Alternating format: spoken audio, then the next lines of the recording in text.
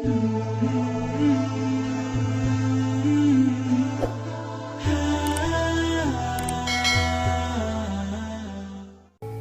dunia, apapun yang kita inginkan itu harus melalui mujahadah, melalui ikhtiar. Bahkan ketika kita ingin menjadi orang yang sekedar tidur-tiduran pun, Allah Subhanahu wa Ta'ala mentakdirkan tidur pun lelah. Tidur aja capek, duduk capek. Ada orang yang duduknya capek akhirnya dia berdiri, ya. Ada orang yang capek berdiri akhirnya pengen duduk. Kapan duduknya capek pengen berdiri? Salah satu yang sering saya alami itu kalau lagi naik pesawat. Apalagi pesawat penerbangan 9 jam, 10 jam, itu pasti capek banget duduknya. Sehingga kita menginginkan seandainya ada uang, kita pengen duduk di kelas bisnis. Tapi karena nggak mampu membeli tiket yang 3 kali lipat lebih mahal di kelas bisnis, ya nggak apa-apa lah di kelas yang biasa ekonomi. Tapi ketika lelah, 4 jam, 5 jam, pesawat berjalan, itu udah luar biasa lelahnya, akhirnya berdiri mondar-mandir di antara lorong pesawat. Artinya duduk aja capek, gak ngapa-ngapain, suruh duduk doang. Gak seperti orang dulu yang berangkat haji atau umroh, naik kapal, lewat darat, pas sampai di laut naik kapal dengan ontanya, dengan kudanya. Orang dulu mencari ilmu itu dengan mujahadah yang luar biasa, dengan naik onta berminggu-minggu. Ini naik pesawat cuma 9 jam, capek. Yang gak ada guncangan.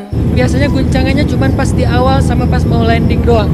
Di atas udah jarang ada guncangan karena dengan ketinggian tertentu dan pesawatnya besar. Tapi itu juga capek.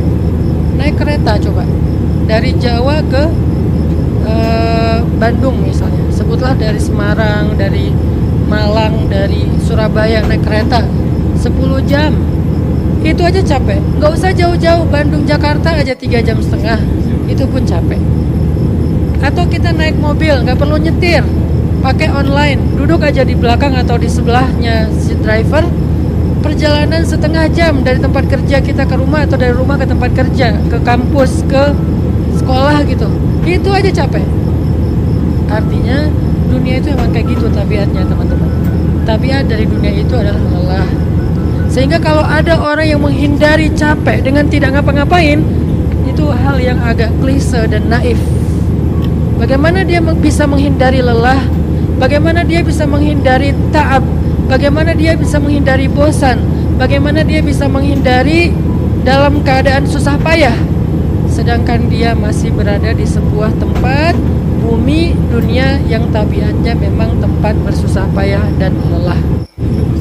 Satu-satunya cara menghindari lelah yang tidak perlu lagi bersusah payah itu hanyalah masuk surga. Tetapi kan itu tidak terjadi sekarang. Kita harus meninggal dulu dan kita belum mau. Ada yang mau meninggal masuk surga sekarang? Kalau dijamin sih insya Allah ya. Masalahnya gak ada jaminan. Kalau para sahabat enak, mereka dapat jaminan surga Bilal. Sebelum Bilal meninggal, Rasulullah udah bilang, bima sabaktani ilal jannah ya Bilal. Dengan apa kamu mendahului aku ke surga wahai Bilal? Dengan wudu dan sholat syukur wudu. Begitu juga nanti ada sahabat lain yang dijamin masuk surga bighairi hisab wala azab. Salah satunya adalah Ukasyah. Kalau kita tidak ada jaminan apapun di akhirat kecuali berikhtiar dan bermujahadah untuk bisa mendapatkan kebaikan sebanyak mungkin di sisi Allah. Sehingga alangkah naifnya seseorang yang menghindar dari ta'ab wal ham wal gham. Dia berusaha menghindar dari lelah, menghindar dari susah payahnya kehidupan, menghindar dari beban-beban hidup. Itu gak bisa dilakukan karena kita masih berada di dunia. Yang perlu kita sekarang coba pilih adalah kita mau lelah untuk hal yang sia-sia. Apakah kita mau lelah untuk hanya bersenda gurau? Apakah kita mau lelah hanya untuk hal yang tidak ngapa-ngapain? Atau justru lelah kita itu untuk sesuatu yang mudah-mudahan beribadah kepada Allah? Makanya disebut dengan lelahnya menjadi lillah. Karena dua-duanya lelah. Ada orang yang pergi ke masjid lelah, capek pergi ke masjid. Tapi ada juga orang yang berbuat dosa, itu juga lelah. Memangnya kalau kita beribadah lelah terus berbuat dosa nggak lelah? Banyak orang yang berbuat dosa lelah dan kita pernah merasakan kehidupan seperti itu. Sehari, 2 hari, sebulan, setahun, 2 tahun, sampai kita benar-benar merasakan lelah banget dengan dosa.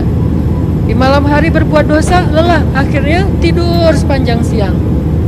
Di siang hari berbuat dosa, lelah, akhirnya tidur sepanjang malam. Lelah sama lelahnya. Antara orang yang beribadah dengan orang yang bermaksiat itu sama lelahnya. Bedanya apa?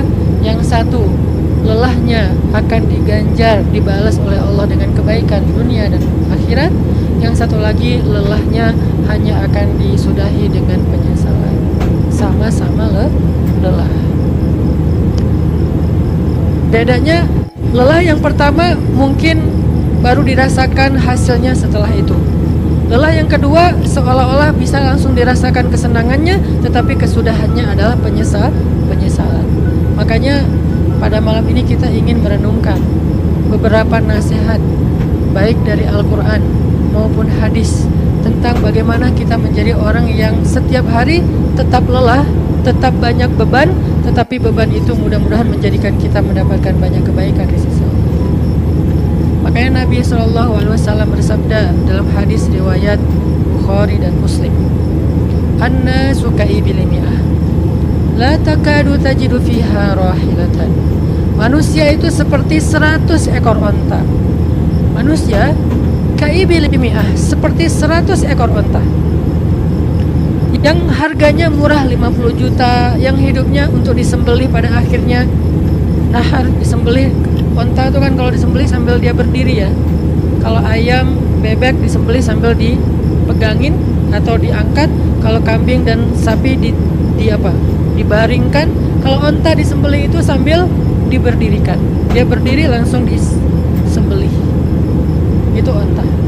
Artinya manusia ka'ibili mi'ah. Nabi itu menggambarkan onta karena onta ini punya banyak macam. Mungkin di Arab gak ada ayam yang bermacam-macam, akhirnya pakai bahasanya onta. Kalau di kita mungkin ada ayam potong, ada ayam kampung dan segala macam, ada ayam jago. Kalau bebek ada mentok, ada bebek yang biasa, macam-macam kan. Di Arab mungkin gak terlalu banyak variannya dan gak terlalu akrab dengan kehidupan sehari-hari mereka. Yang akrab itu kambing, kuda, keledai, onta.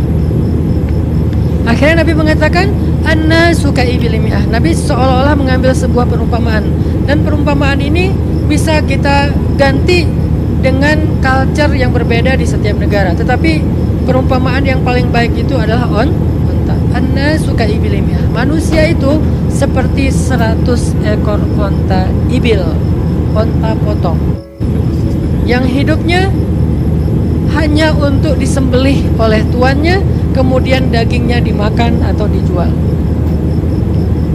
Kenapa bisa begitu murahnya? Cuma 50 juta, 40 juta dan berakhir dengan disembelih? Karena onta ini hidupnya tidak istimewa. Dia hidup hanya untuk makan, minum, tidur dan berkembang biak. Cuma itu misi dari kehidupan dia. Makan, minum, tidur, berkembang biak. Udah itu doang. Setiap hari kerjanya makan aja. Lihat hewan ternak ngapain? Merumput aja setiap hari. Gak ada hewan ternak yang tiba-tiba dia lagi ngapain? Lagi sholat. Gak ada. Hewan ternak misalnya lagi ngebantuin tetangga. Gak ada. Hewan ternak lagi menjenguk yang sakit. Gak ada.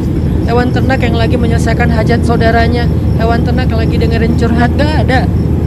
Kenapa? Karena tugas misi kehidupan mereka itu cuma diciptakan untuk makan, minum, tidur, berkembang biak. Udah. Ini namanya kalau diantara onta namanya ibil, yang hidupnya itu sesederhana itu. Gak ada yang rumit, gak ada yang terlalu berlebihan. Dan an-nasu, manusia secara umum mirip dengan ibil. An-nasu ka'ibili mi'ah. Jadi kalau kita bandingkan dari 100 orang itu hampir semuanya seperti ibil. Misi hidupnya itu hanya untuk dirinya. Gimana caranya biar bisa makan, gimana caranya biar bisa istirahat dengan nyenyak, tidur, gimana caranya biar punya keluarga, berkembang biak, punya keturunan, dan kemudian dengan keluarganya dia punya family time, kapan liburan, makan di rumah, jalan, segala macam. Cuman itu misi dari kehidupannya. Sehingga Nabi menyebut mereka yang misi kehidupannya hanya dirinya dan keluarganya, kaibili mi'ah, seperti 100 ekor onta. Kurang istimewa. Orang yang hidupnya hanya untuk dirinya dan keluarganya itu kurang istimewa, sehingga disebut dengan ibili mi'ah, 100 ekor onta. Tapi nggak hina, tidak rendah, tidak mungkin melenceng, sesat segala macam, enggak. Dia tetap tidak haram, tidak najis. Nabi tidak mengumpamakan manusia seperti seekor anjing, seperti seekor babi, enggak, karena itu najis, haram, dan seterusnya. Onta, makhluk yang hewan yang baik, cuman tidak istimewa. Di sini tidak ada judgement. Nabi itu orang yang nggak suka menjudge. Nabi nggak mengatakan manusia ini semuanya misalnya dengan kalimat celaan, keledai, ya. Manusia ini misalnya hewan yang najis, enggak. Nabi mengatakan an-nasu kaibili mi'ah, manusia itu seperti 100 ekor onta. La takadu tajidu fiha rahilatan. Hampir di dalam 100 ekor onta itu kamu nggak mendapati satu pun onta yang dikenal dengan nama rahilatan. Rahilah itu dari kata rihlah. Rihlah itu udah jadi bahasa Indonesia, rihlah. Kemudian di Inggris-Inggriskan jadi traveling, trip, segala macam. Rahilah dari kata rihlah. Apa itu rahilah? Onta yang bertugas untuk membawa beban tuannya dalam perjalanan panjang, baik itu berdagang maupun berperang. Dia punya misi lain selain makan, minum, berkembang biak, terus dipotong. Enggak, misinya lebih keren. Apa? Membawa beban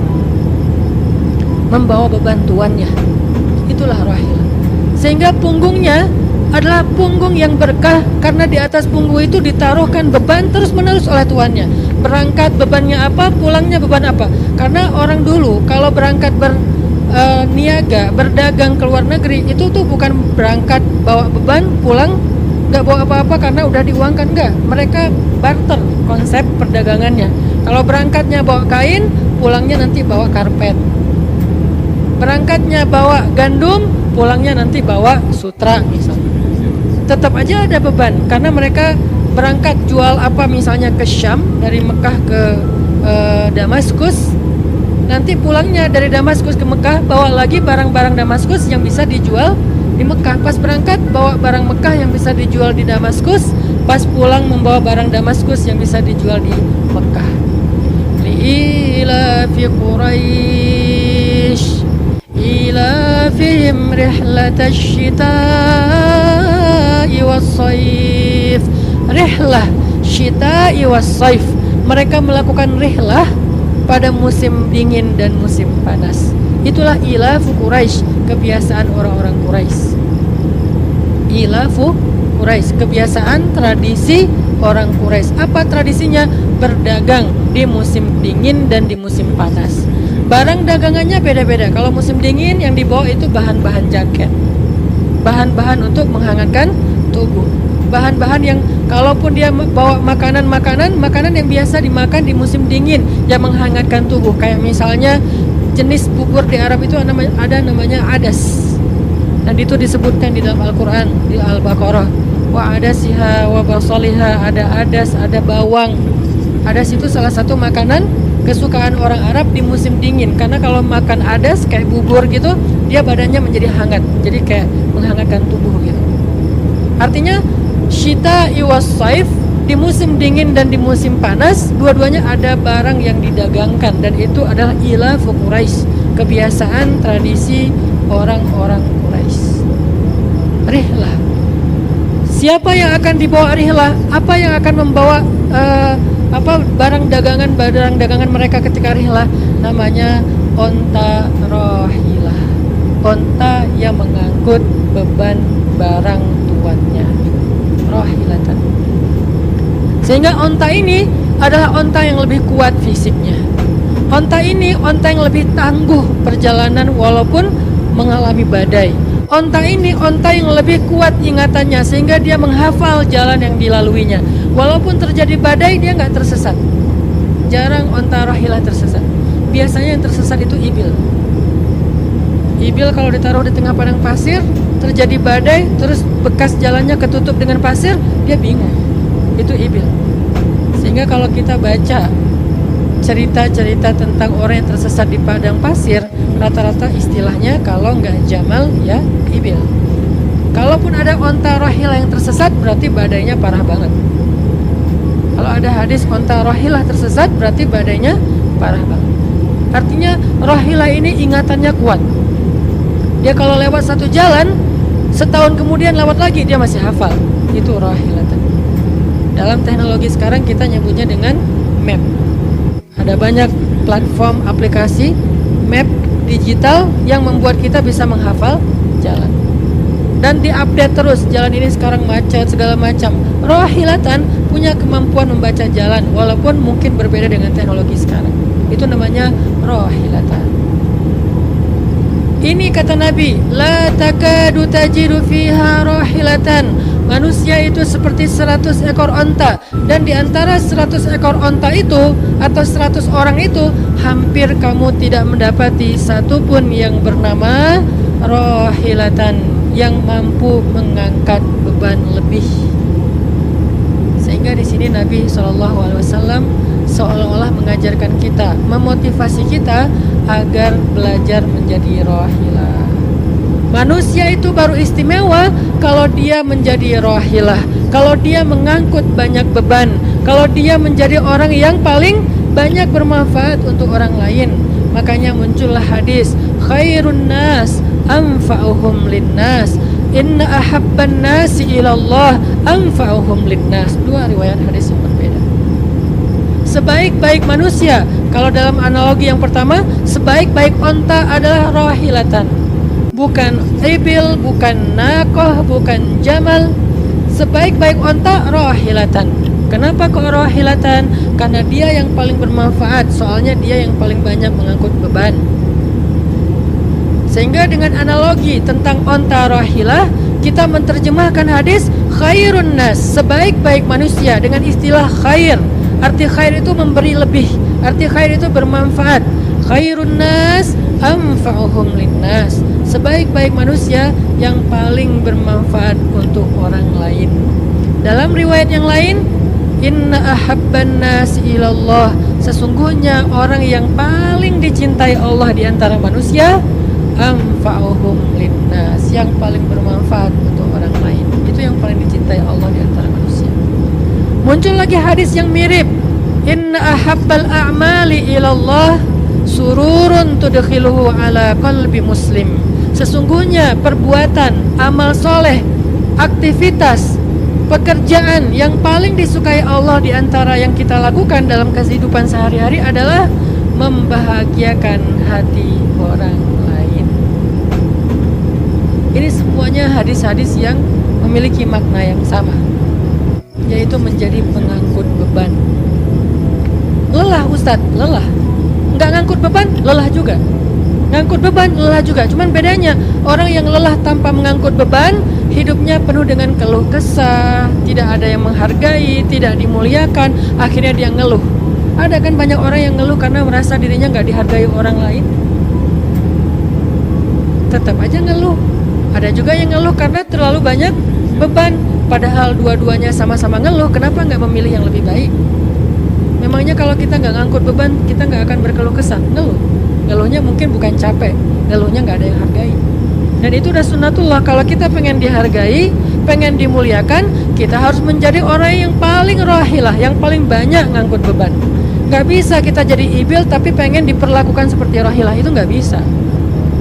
Kita tuh ibil, hidupnya untuk diri sendiri, nggak bantu siapa-siapa, nggak peduli dengan siapa-siapa, harta kita nggak bermanfaat untuk orang lain, pikiran kita nggak bermanfaat untuk orang lain, lisan kita tidak bermanfaat untuk orang lain, wawasan kita tidak bermanfaat untuk orang lain, apalagi tenaga kita nggak bermanfaat untuk orang lain, skill kita nggak bermanfaat untuk orang lain, semua tentang diri kita hampir tidak bermanfaat untuk orang lain.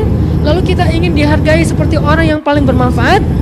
Ini naif, klise, nggak ada seperti ini, bukan sunnatullahnya. Karena seseorang itu diberi balasan sesuai dengan mujahadah. Al jaza ala qadril masyaqqah, balasan tergantung susah payahnya dalam berikhtiar.